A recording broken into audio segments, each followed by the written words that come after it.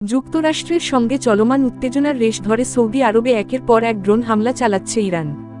রোববার ৮ই মার্চ বাংলাদেশ সময় সকাল 6:30 পর্যন্ত রাজধানী রিয়াদের পূর্ব দিকে অন্তত 7টি ড্রোন ভূপাতিত করার দাবি করেছে সৌদির প্রতিরক্ষা মন্ত্রণালয়। এর মাত্র 1 ঘণ্টা আগে আরও 8টি ইরানি ড্রোন ধ্বংস করার তথ্য জানিয়েছিল দেশটি।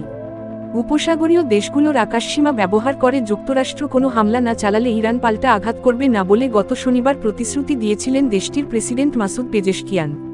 তবে সেই বক্তব্যের কয়েক ঘণ্টার মধ্যে ইরানি ভূখণ্ডে হামলার ঘটনা ঘটে। এর প্রতিক্রিয়ায় সৌদি আরবসহ পার্শ্ববর্তী দেশগুলোকে লক্ষ্য করে পুনরায় ড্রোন ও ক্ষেপণাস্ত্র হামলা শুরু করে তেহরান। সৌদি প্রতিরক্ষা মন্ত্রণালয়ের তথ্যমতে গত কয়েক ঘণ্টায় আকাশ প্রতিরক্ষা ব্যবস্থার মাধ্যমে দফায় দফায় আসা এই ড্রোনগুলো আকাশেই ধ্বংস করা হয়েছে।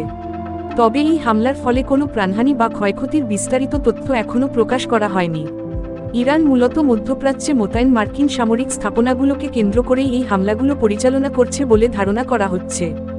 এর আগে ইরানের পক্ষ থেকে সতর্ক করা হয়েছিল যে যেসব দেশ যুক্তরাষ্ট্রকে তাদের ঘাঁটি বা আকাশসীমা ব্যবহারের অনুমতি দেবে তাদেরও যুদ্ধের ফল ভোগ করতে হবে। বর্তমান পরিস্থিতিতে পুরো মধ্যপ্রাচ্যে নতুন করে যুদ্ধ আতঙ্ক ছড়িয়ে পড়েছে। পরিস্থিতি নিয়ন্ত্রণে আন্তর্জাতিক মহল থেকে কূটনৈতিক প্রচেষ্টার আহ্বান জানানো হলেও সংঘাতের তীব্রতা বেড়েই চলেছে।